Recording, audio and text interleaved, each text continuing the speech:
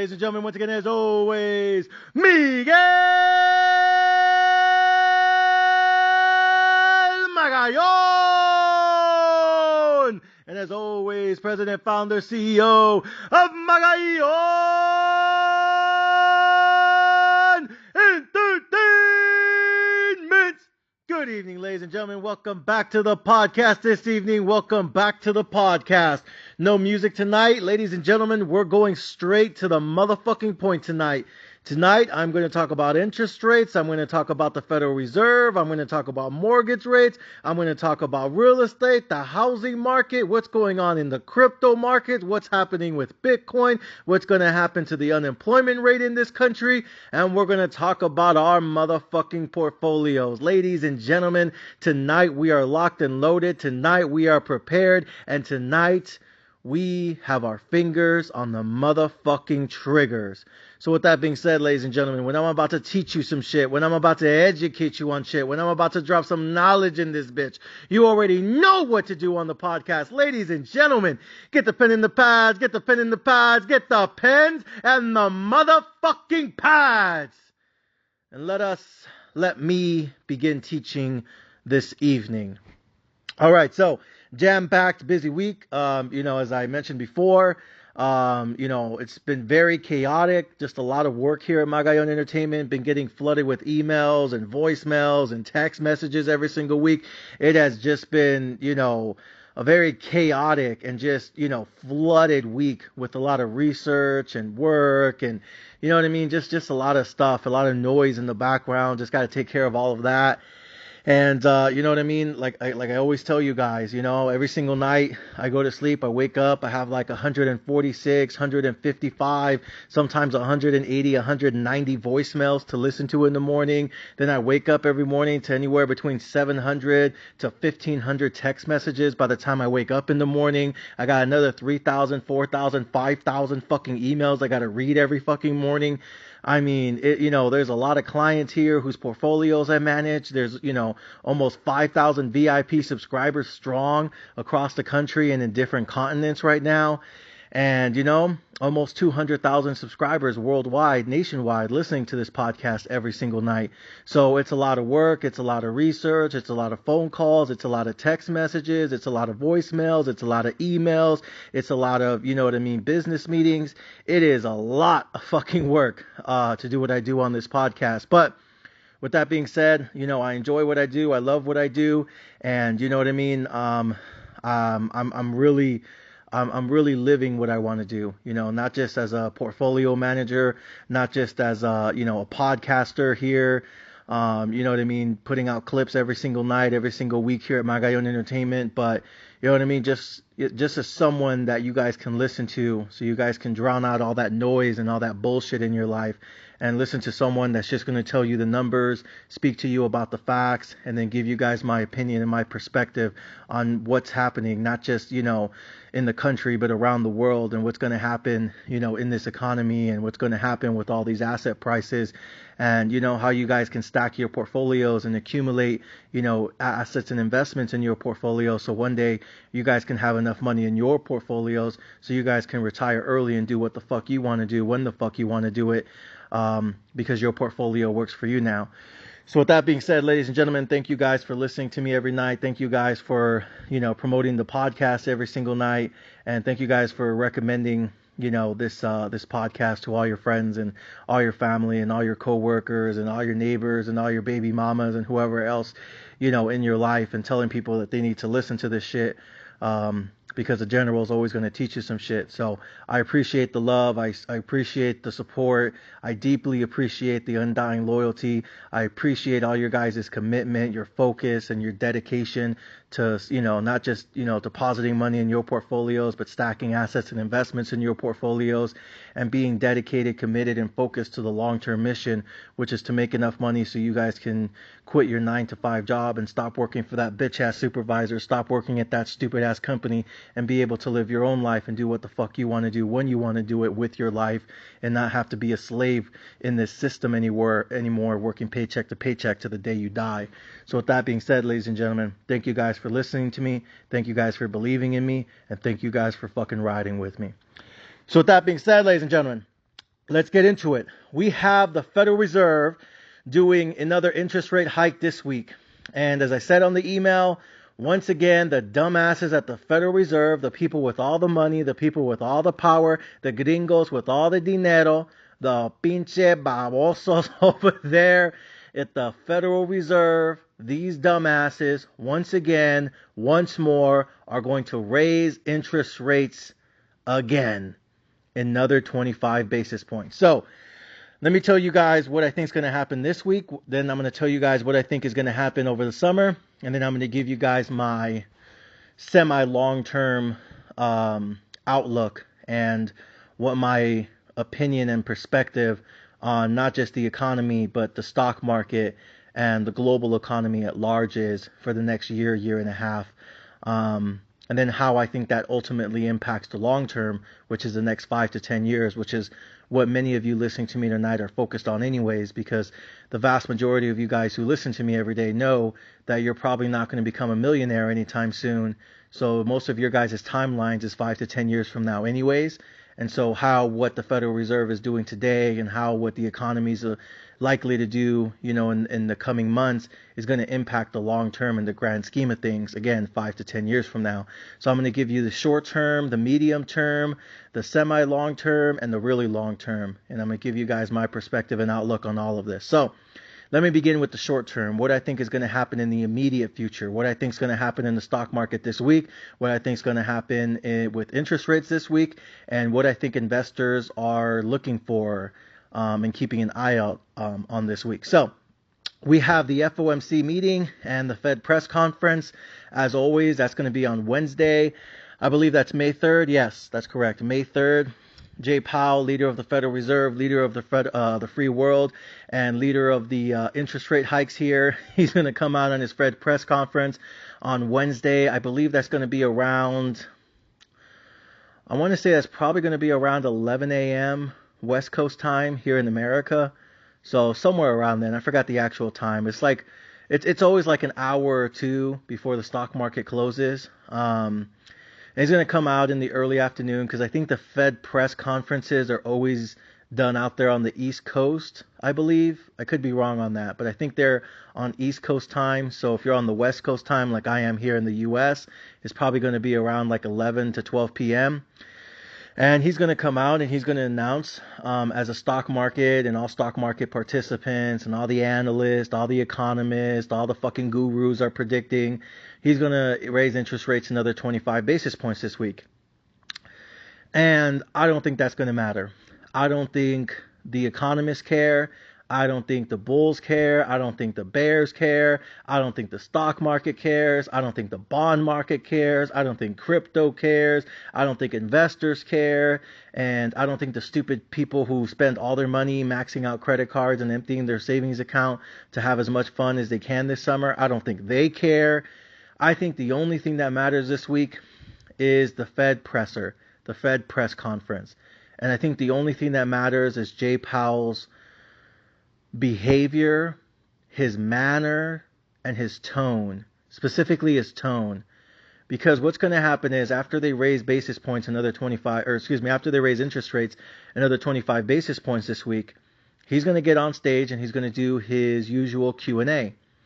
And during this Q&A, this is a time for all of the, analysts and economists and, all the reporters and the media and all these different outlooks from CNN to Fox Business to the Wall Street Journal to CNBC, MSNBC, every fucking ABC, you know what I mean? The New York Times, New York Post, all the media outlets are going to be there, asking him questions. And all of these reporters are going to ask him the same fucking question. What is your outlook for interest rates beyond this week? Has the Federal Reserve considered doing a pause anytime soon? And if so, have you guys discussed at all a potential rate cut anytime soon? Otherwise known as the fucking pivot. And I think everyone really just wants to know, how many more interest rate hikes does the Fed believe that they need to do in order to kill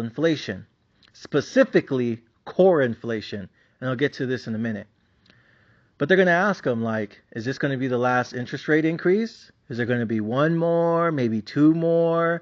Is it going to be raise one more time and then pause, which the bulls have been saying was going to happen back in February, back in March, back in April? Like, the bulls have been, like, begging for a pause for, like, weeks, if not months now, since the beginning of the year. They kept saying the Fed's going to pause any minute now, and it still hasn't fucking happened.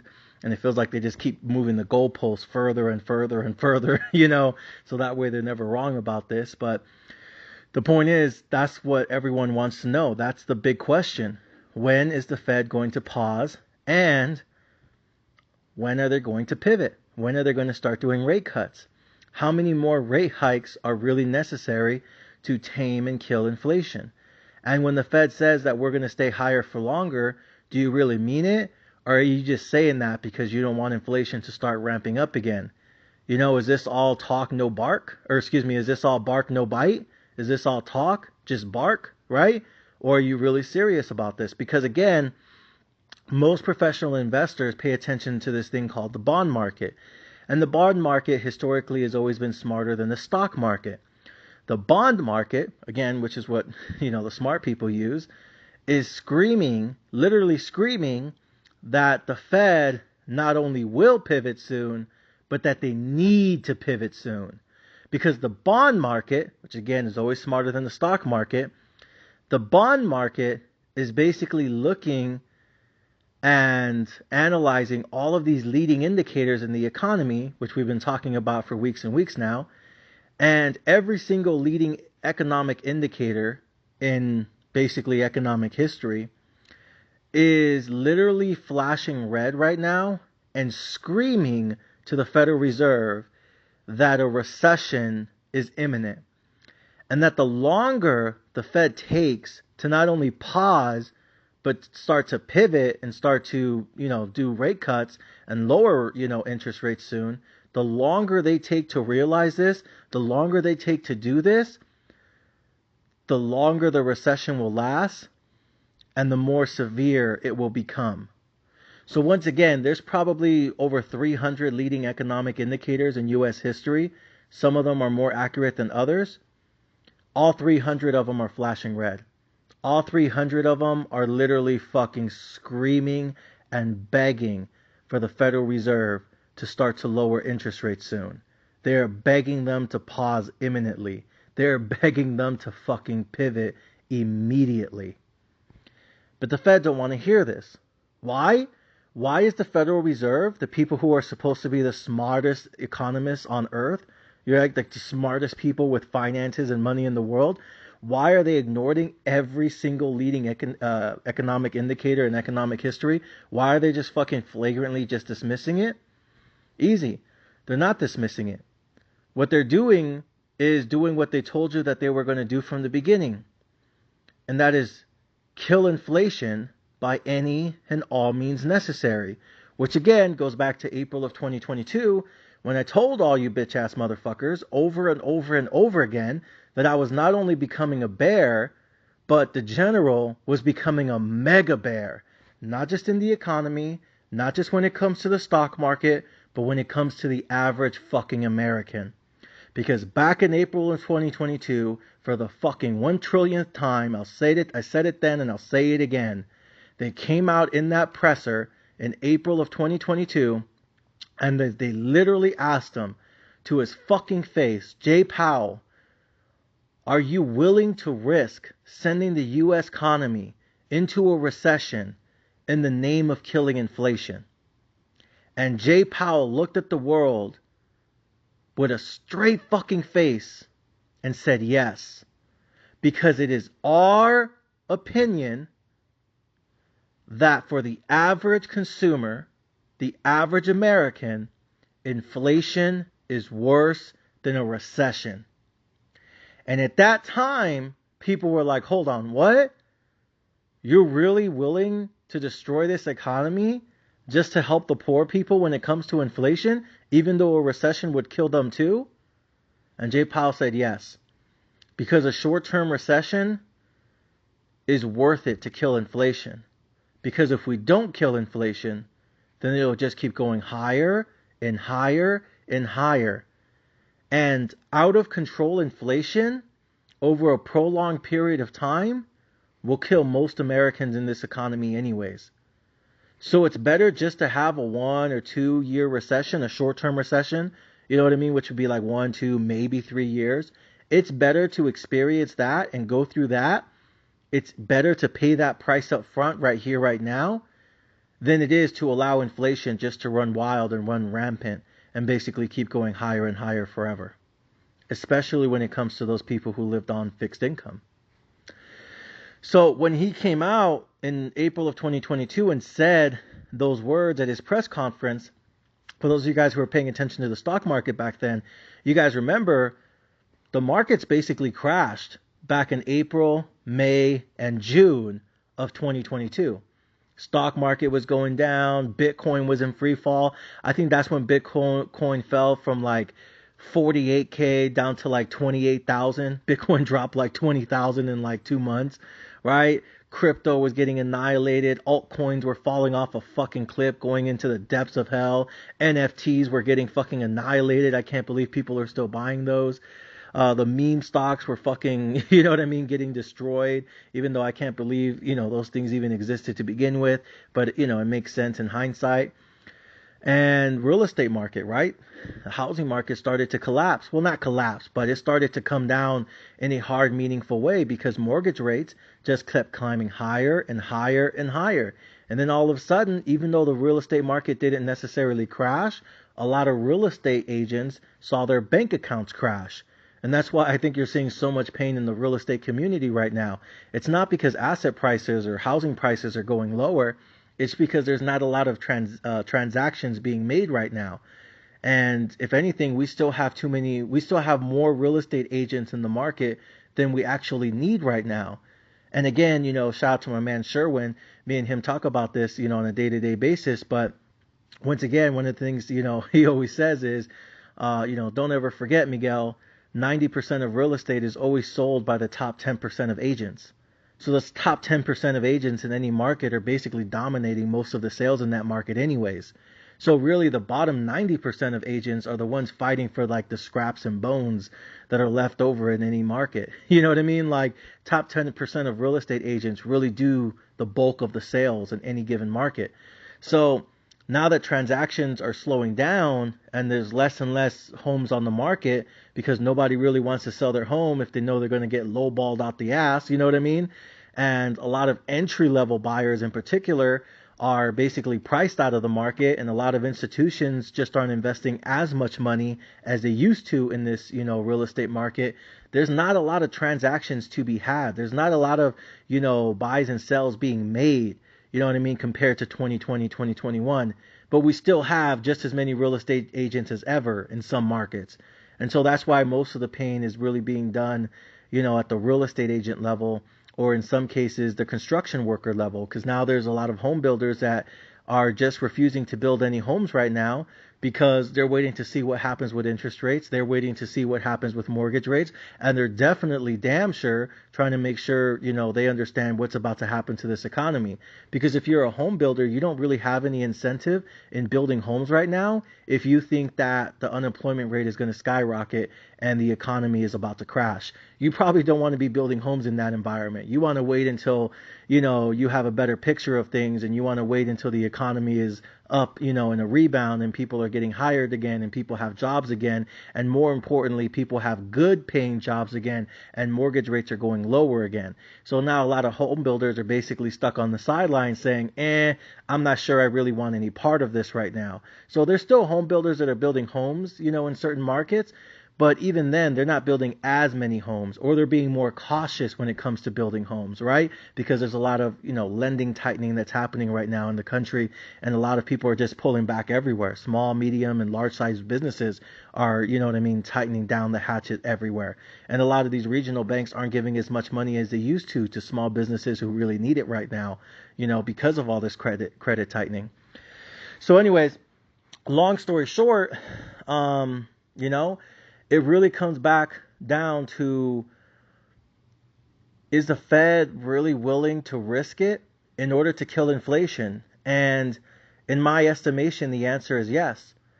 because I think they understand that, well, not understand. I think it is their definite opinion, whether you like it or not. It doesn't matter if you agree with this, America. It's their opinion that ultimately matters at the end of the day. And in their opinion, whether you like it or not, whether you agree with it or not, it is the opinion of the Federal fucking Reserve that inflation is worse than a recession. So if sending the economy into a recession is the price that they need to pay in order to kill inflation, they are 100% willing to take it there. And I think that's why, again, in April of 2022, you started to see the market sell off. You started to see home builders slow down. You started to see credit start to tighten. You started to see Bitcoin fall off a cliff and tumble from 48,000 down to 28,000. And then everyone, was saying, we need to hold 30. We need to hold 30. Yeah, no, the fuck we didn't. You know what I mean? Altcoins started to bleed out again. NFTs were getting annihilated. There was a lot of asset classes that started to get destroyed last summer in April, May, and June of 2022. And then I think at that point, I think around June, July, that's when the market started to rebalance. That's when the stock market started to rally. And that's when the stock market started to go up again.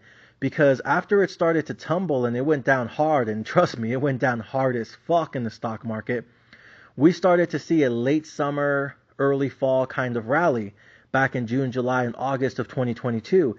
And at that point, that was the market saying, you know what, enough is enough. I know the Federal Reserve just told us back in April that they're willing to send us into a recession in the name of killing inflation, but ¿sabes qué? We don't believe you. We don't believe that you have the fucking cojones to go through with this. We don't think you have the balls necessary to go through with this.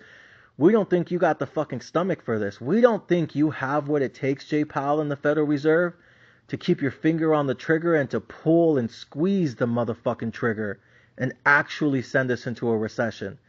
Because you might say you're willing to do that, but that doesn't mean the Biden administration will let you do that. That doesn't mean Congress and the Senate will allow you to do that. That doesn't mean you actually have the authority and the power to go through with that. So we understand what you're saying. We understand where you're coming from. We understand your perspective on all this. We just don't think you either have the power or we don't think you have the balls to go through with this. So the market started to rally back in June, July, and August of 2022. And when that happened, that was basically the markets trying to tell the Federal Reserve, we're basically playing chicken with you. We're calling you bluff. We're calling you out. We don't think that you're willing to do this. And then in August of 2022, when that started to happen, guess what else happened? Inflation started to go higher again. And when inflation started to go higher again because the markets were going higher again, Jay Powell had to come back out in August of 2022 and said, hey, bitches, I ain't done with you yet. We ain't through. This ain't over. Better bring that ass back here. And he started to whoop that motherfucking ass. One more time. Started to whoop the market's ass. And in August of 2022, Jay Powell came out and he saw that rally. He saw that epic fucking run up going into the next FOMC meeting. And he was looking around and the market was like, nah, we're calling your bluff, homie. And and Jay Powell looked at that and the Federal Reserve board members looked at that and they were like, what in the fuck is going on here? We told you, we will not stop raising interest rates and we damn sure ain't going to start to lower interest rates until inflation is down below 2%. And not only below 2%, we're not even going to consider a pivot until it stays below 2%. And I'll get to why that's important in a minute. But that was basically the market. Jay Powell came out and he whooped that ass. And not only did he raise interest rates one more time, I think that was his last 75 basis point, or maybe it was a 50, something like that. But he raised interest rates. And then on top of that, he said, look, there is no Fed pivot. There is no pause coming soon. There is only going to be more and more and more and more interest rate hikes for that ass. And then the markets came down hard and heavy back in September, October, and November of 2022. The markets were tanking. Otra vez started to come down again, started to get beat down again, and started to get smashed to the motherfucking ground. And guess what else went with it? Bitcoin, crypto, altcoins, real estate, NFTs, you fucking name it. Every asset class on earth was getting destroyed again because the Fed made it clear. Not only A, are we willing to send this economy into a recession in the name of killing inflation because we think inflation is worse than a recession, but B, we're not even going to consider a pause or a pivot until inflation not only goes beneath 2%, but stays below 2%. Because what the Fed does not want to do, and this is why it's important, is they don't want to do what Paul Volcker did back in the 70s. They don't want to find themselves in a situation where they get inflation down to a target point, and then all of a sudden they said, okay, look, inflation's down at 2.5%, 3%. That's not bad. We're pretty much halfway there. It's okay, guys. I think we've done enough. I think it's all okay. It's rainbows and unicorns. I think we can go outside again. You know, we brought inflation down. Yay! And then Paul Volcker, basically, what's the word? Volcker basically prematurely ended up doing a pause and a pivot back in the 70s. And when he ended up doing a pause and a pivot too soon or too early, because inflation had came down meaningfully back then, the moment he announced a pause, the moment he announced a pivot, guess what happened? Inflation came soaring back again. The stock market exploded again. Asset prices were going through the roof again. And everyone started going out and spending money again. And then all of a sudden, here we are 2-3 years later, and inflation goes back to where it fucking was. Stock market's going higher. Bitcoin, if it existed back then, would have been going higher. Asset prices were fucking going up to the right. Everyone was out there spending money. People were getting hired again. The job market was strong again. Consumers were spending again. Businesses were hiring again. The economy was booming and busting again. Everyone's fucking celebrating and partying again. And then inflation starts coming off the ground and it starts pumping its chest again. And then everyone was looking at Volcker back then like, bro, what the fuck did you just do? Why didn't you wait just a little bit longer? Why did you pause and pivot too fucking soon? Why, Volcker, why? And then Volcker had to come back out and said, hell no. Y'all not about to embarrass me. You're not about to make a fool out of me. You ain't about to make me look like no fucking baboso. Hell no. So what did Volcker do back in the 70s? He came back to the house, grabbed his fucking belt and said, nah, fuck this. That beatdown didn't work last time. So he went into the closet, grabbed the shotgun and said, now I'm really coming for that ass. Now I am set on killing inflation. Now I have no choice but to destroy the economy, destroy the consumer, and destroy demand by the consumer in order to kill inflation once and for all. This ain't no Friday the 13th. I can't let you just keep coming back alive again and back alive again. I need you to kill you permanently. Because if I do not, then the average American who lives paycheck to paycheck can barely afford to pay their bills on time, barely afford to pay the rent on time, barely afford to buy enough groceries and food for his family to eat every single week. The people who are living on Social Security, Medi-Cal, Medicare, right? The people who are living on fixed income and barely have enough money, to buy food to eat. Those are the people who, by the way, happen to be the most common voter in this country, and who are the most common voter in the country is the one who's bitching about inflation the most in this country. Not to make it political, but it is what it is, right? They're the ones who are struggling the most. They're the ones being affected the most, and they're the ones who are pissed off the most. So he's got to rescue them. He's got to save them. Not just because morally and financially that's the right thing to do, but politically. You got to help out the most common voter. Who's the most common voter? Old people. How do old people survive? Social Security, Medi-Cal, Medicaid. We can't pretend like all the old people in this country are millionaires. They're not. Most old people in this country are like barely surviving paycheck to paycheck right now. You know, that's why they live in like senior homes and senior centers. You know what I mean? And when you go into like Mexican culture, it's like, you know, they all live with their grandchildren now. Somebody has to take care of them, right? So those are the people who are most deeply affected and impacted by higher and higher inflation in the economy. They can't survive this. They can't. They barely have enough money to buy food to eat. For crying out loud, like they're the ones who are the most disproportionately impacted. And they happen to be the most common voter. Again, hate to make it politically, but it is what it is, right? So with that being said, Paul Volcker had to come back out in the second half of the 70s and he said, damn, man, we did all this work with higher and higher and higher interest rate increases. And guess what happened? Just when we thought we were at the finish line, just when we started celebrating, just when we thought we fucking nailed this motherfucker to the ground, we ended up doing a pause and a pivot too fucking early. And inflation came roaring back in the 70s. The stock market went up, housing market went up, right? Asset prices went up. But so did the cost of everything in the economy go up. And then he had to come back out and said, never mind, no more rate cuts, no more rate decrease, no more of that shit, no more fucking QE. Let's go back to tightening. Let's go back to doing interest rate increase. And let's go back to tighten monetary and fiscal policy. And they ended up doing more rate increase and more rate increase and more rate increase. And then you know what happened? The stock market ended up coming down again. Asset prices ended up crashing again. Unemployment rate ended up skyrocketing again. Businesses were getting destroyed and annihilated again. The middle class was getting brought down to their knees again. And everyone was feeling the impact of too many fucking rate hikes again.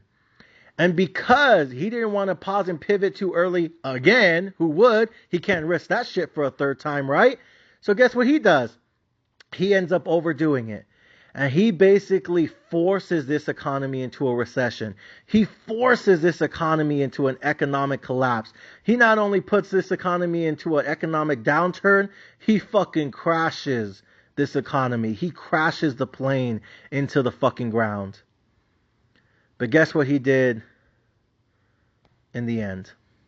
He killed inflation. And a lot of people look back at that and they say, wow, Volcker really did his best to kill inflation without killing the economy. But even he couldn't fucking do it. The only way he can kill inflation was by starting a recession. And whether people like it or not, it worked. Inflation came down, demand came down, the economy slowed down. A lot of people were some people were more disproportionately impacted than others. But the people who, benefited the most were the people who were living on fixed income, the people who were living paycheck to paycheck. Because at the end of the day, they were the ones who barely had enough money to afford food to eat. Some of them ended up losing their jobs, yes. But the ones who didn't were able to finally afford a better life again. And they were able to afford their bills again. And they were able to buy groceries again. And those people end up being the most common voters anyways. So with all that being said, am I saying what Volcker did was right in the 70s? Not really. But I understand it. I think if he can go back and do it again, he would have. But back then, nobody knew that inflation would come soaring back the moment that the Fed announces a Fed pivot or a Fed pause.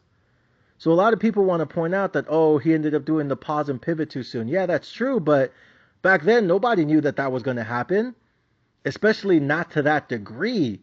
I mean, the degree in which inflation came roaring back was hypersonic. Nobody could have predicted that shit, especially back then, using their antiquated fucking knowledge and textbooks. You know what I mean? And that's no hit on them. It just is what it is. They didn't have as much information back then as we do today, right? So let's be fair about this process. But the point is, that's what Volcker did in the 70s. That's what he thought was right. That was his mistake. And that was his lesson to the future board members of the Federal Reserve. So now we fast forward till today, to 2022 and 2023. The leader of the Federal Reserve today is Jay Powell. Jay Powell is a student of Volcker. Volcker was his mentor. Volcker was his idol. Volcker was his hero. Because Jay Powell believes Volcker did the right thing back then. And Jay Powell believes that Volcker did his best and he was able to learn a big lesson from his failures and his mistakes back then. And being a student of history, being someone who looked up to him and, you know what I mean, like really remembers Volcker in his heyday, I think Powell is now basically using the same formula. He's following the same textbook. He's using the same blueprint right now. The only difference is he's going to learn from his mentor's mistakes. He's going to learn from his hero's failure. He's going to learn from where his idol fucked up the most. And he's not going to pause and pivot too soon. And so now that brings us into February, March, and April of 2023. The stock market once again starts off the year to an amazing pump, an amazing rally. The economy is looking strong. The real estate market, seems resilient right now. The consumer demand is picking up again right now. A lot of economists are worried because most of the spending in this economy is what? Credit card right now. The middle class is pulling equity out of their homes right now. Poor people are maxing out credit cards and pulling loans out right now. And rich people just don't give a fuck right now. Economy's had a great start to the new year.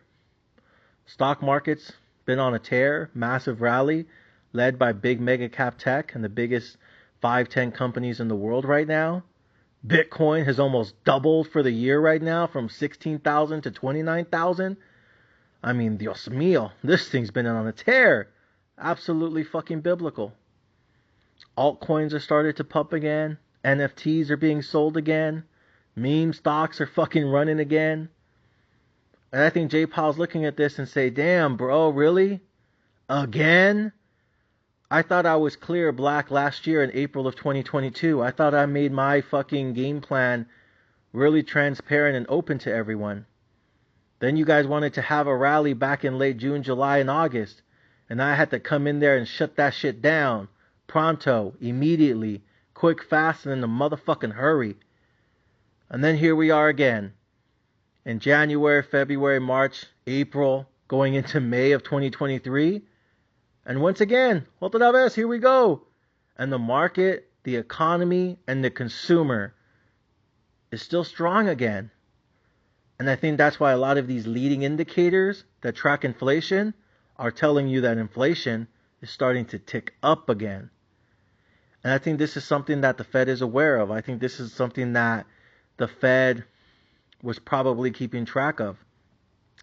And I think this is something that is going to piss them the fuck off. And so not only do I expect another 25 basis point rate increase this week, I wouldn't be surprised if we get another and another and another. Because at the end of the day, inflation is nowhere near down to 2%. But most importantly, more importantly, core inflation is not fucking going anywhere. Rent prices are still too high for the average American. Gas prices are ticking up again because the Saudis are cutting production in half again. Administration is not going to help out anytime soon unless they unload more oil from the Key Strategic Petroleum Reserve, the SPR.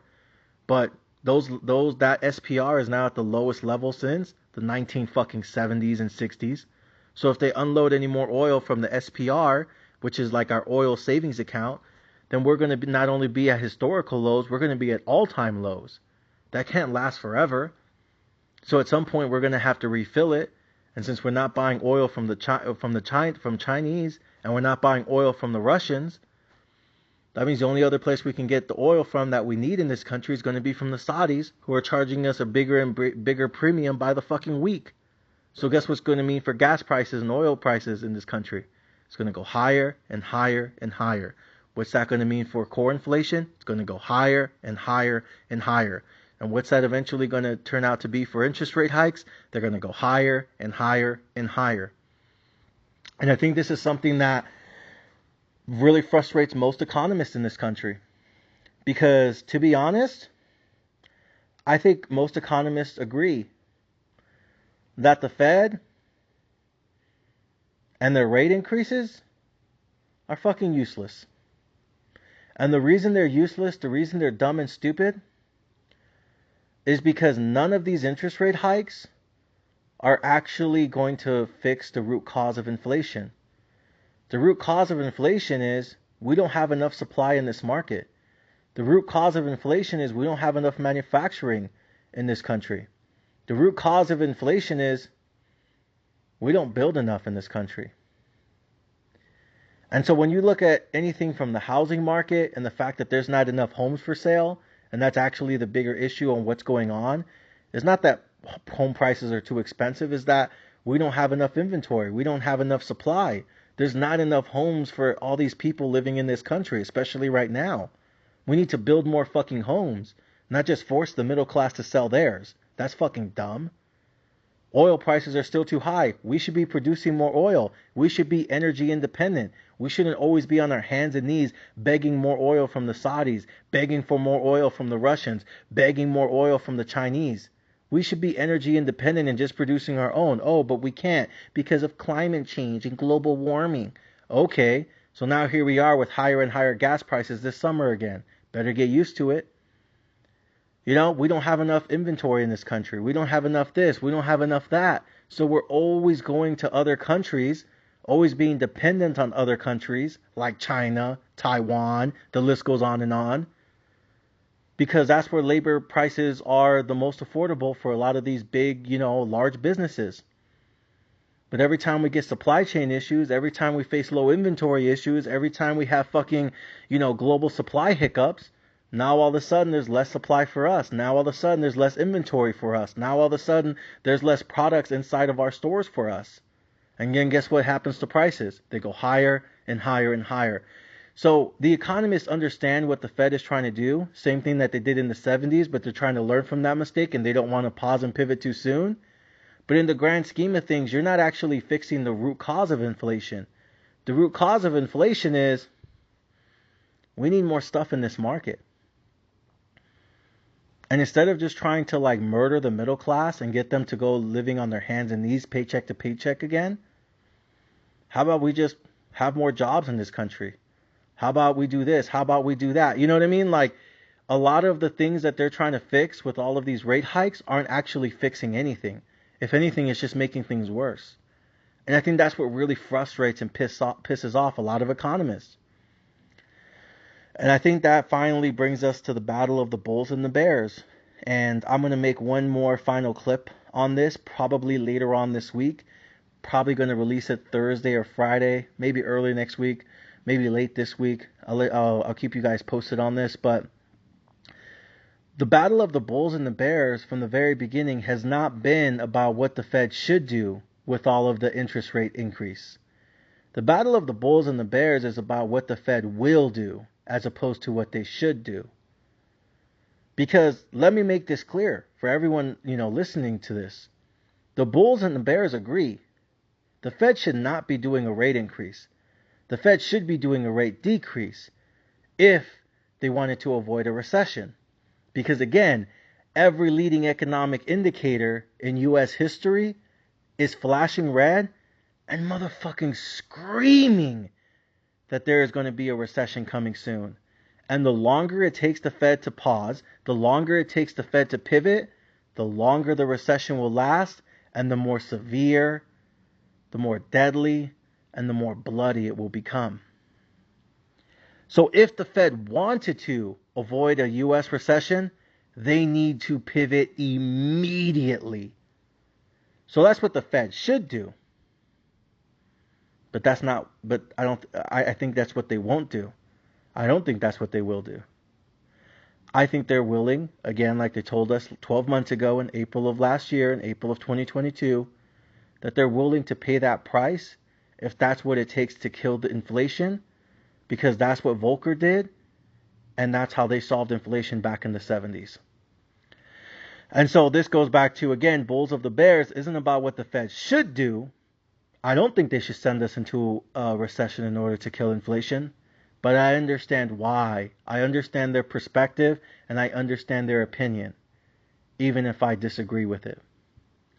And so now the battle of the bulls is about what they will do. I think the bulls are saying that either A, the Fed doesn't have the balls for this, or B, you know what I mean, that this is all bark, all talk, and they don't have the bite for this.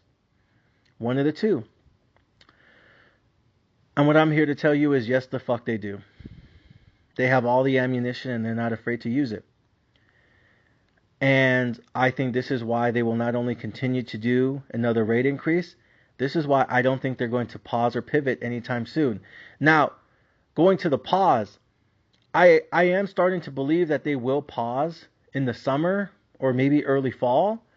But I think this is something that Powell is going to be very cautious of.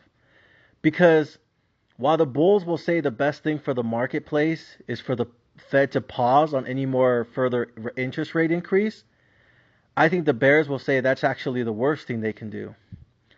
Because I think, again, Powell being a student of history, he realizes that the motherfucking moment this Federal Reserve announces a pause on interest rate increases, what do you think is going to happen to the stock market? What do you think is going to happen to crypto? What do you think is going to happen with Bitcoin and altcoins and meme stocks and real estate and, you know, all these asset prices in this country? What do you think is going to happen in this economy, in this global marketplace, the moment the Fed announces they're going to pause and they're not going to do any more interest rate increases? What do you think will happen? The stock market's going to rally. The consumer is going to feel like demand is strong. Like everyone is going to go back to spending money again. Because that's exactly what they did in the motherfucking 70s.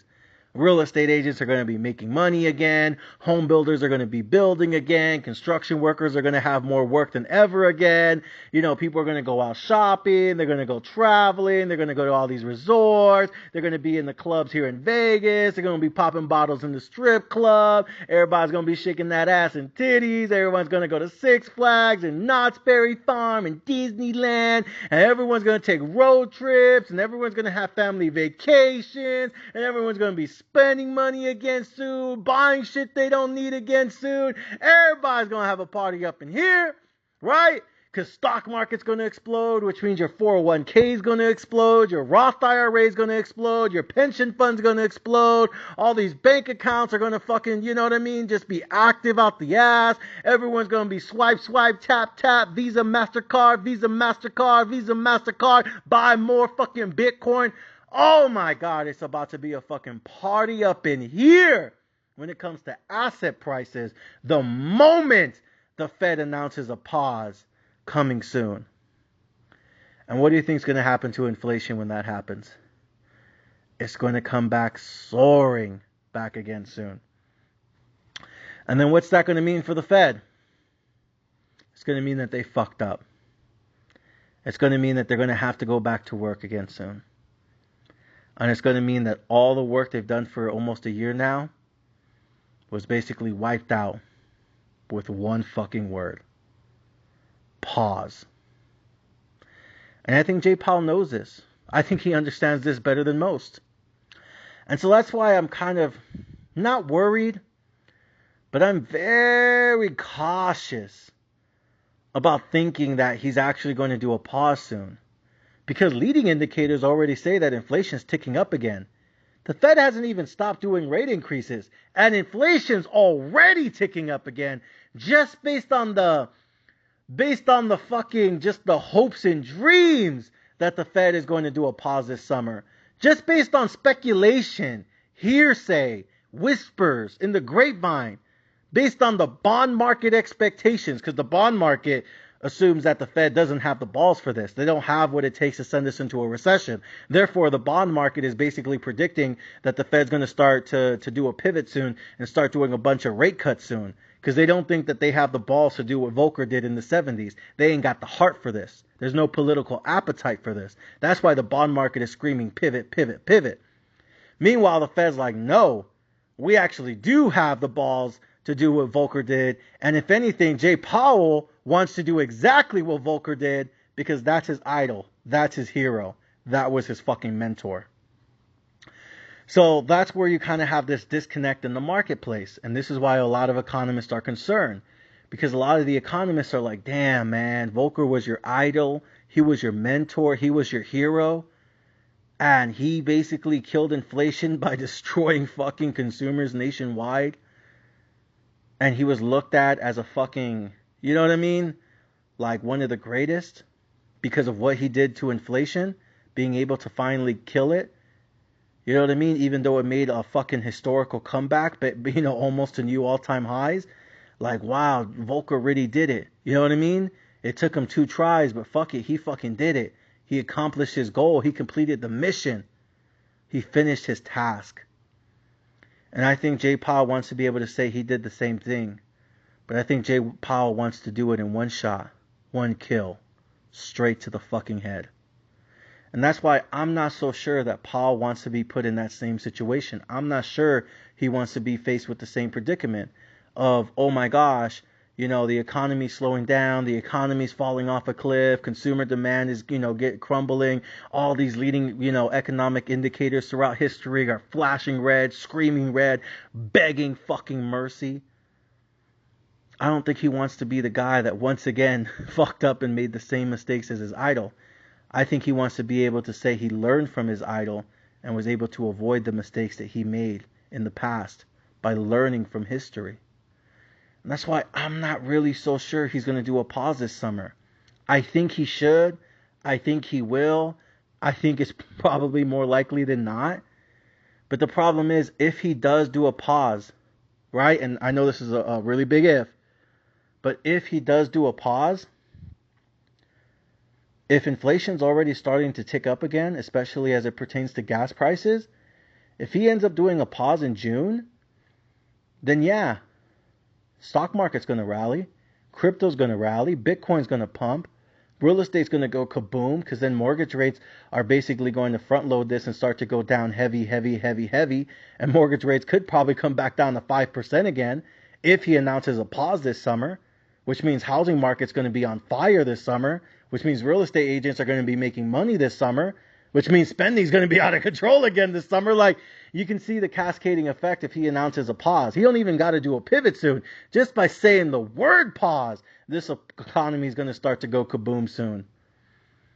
But then inflation will skyrocket again soon. And it's already ticking up again. Again, he hasn't even announced a pause. He hasn't even said anything about a pause. He hasn't even fucking talked about doing a pause. And inflation's already ticking up again because it's waiting for the pause. So what do you think's going to happen when he officially does it? Oh, inflation's about to go through the roof one more time. And Jay Powell's going to come back out and have to whoop that ass just like his mentor, Paul. Paul Volcker's going to come back out. He's going to have to destroy this economy one more time. Sorry for my bad singing, but you guys get the point. You guys understand the message. That's my opinions and thoughts on this stock market and crypto and Bitcoin at large. Is I just don't. I can see both sides, but my worry is that he does a pause. That's actually my real worry, because if he does a pause this summer in June, yeah, the bulls are going to be happy. I'm probably going to flip and go long, and I'm going to buy all the most speculative asset classes on earth. And I'm not just talking about Bitcoin. Shit, motherfucker, I'm going to be investing in Dogecoin, Shibu, fucking, cryptos, fucking penny stocks, OTCs. All that shit's going to be booming this summer. If he announces a pause, it's not just going to be big mega cap tech like Apple, Microsoft, Google, Tesla that ends up running and gunning. It's going to be all asset classes. And the asset classes that are going to end up exploding the most are going to be the ones who are like the most speculative the most. You know what I mean? Like, it's always like the most speculative shit that ends up running the most. So in that kind of environment, if he ends up announcing a pause, oh yeah, you could best believe the general's going full crypto. And I know they say you never go full retard, but yes, the fuck I is. I'm going to go full crypto. I'm going to go all in Bitcoin. I'm going, all the OTCs, the SPACs, the penny stock crap, all of that shit. I'm putting my money in everything because the most speculative, stupid shit is going to be the ones that go up the most the moment he announces a pause. So I'm going to keep my fingers on the trigger this summer. And yeah, I'm not going to be recording any clips for the podcast. Yeah, I'm going to be out traveling this summer. Yeah, I'm going to be out there enjoying my best life this summer. But I got my soldiers waiting. I got my soldiers on the sidelines. I got my soldiers fucking paying attention. And I'm going to be waiting for that June Fed meeting. And in June, when he comes out on the next Fed meeting, if he announces anything that sounds like a pause, me and my VIPs, we're going to be pulling the trigger all summer. And we're going to make money watching this, we're going to make money watching asset prices skyrocket. And we're going to play it on the upside and we're going to play it back down on the downside again. Because if he ends up doing the pause and inflation, asset prices skyrocket, they're going to take inflation along with it. And inflation is going to end up going back up again.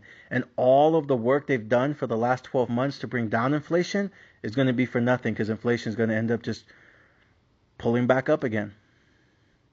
And that's why I think he should not do a pause this summer. That's why I think he should continue to do more rate hikes this summer. Because he needs to send a clear, unequivalent, undisputed message to the stock market and to all asset prices. I'm not going to stop until inflation goes below 2%. And even when it goes below 2%, I'm not going to make the mistake that Volcker did, my mentor did. I'm not going to pivot too soon. I'm not going to pivot too early. And I'm not going to pivot prematurely. I'm going to take my time. I'm going to be patient. I'm going to be methodical. And I'm going to be surgical when it comes to announcing any sort of pause and any kind of pivot. Because I don't want to do is make the same mistakes as my mentor. I want to learn from the mistakes of my mentor, which means I'm not going to pause or pivot too soon. If anything, I'm going to pause and pivot too late. And that's exactly what I think is going to happen. That's exactly what I think is going to take place. I think his constant rate hikes are going to undeniably send this economy into not just a mild recession, but I do think it's going to end up being severe. Because the longer he takes to pause, the longer he takes to pivot, the longer the recession will become and the more severe it will be. And because of that, I no longer believe it's going to be a mild recession.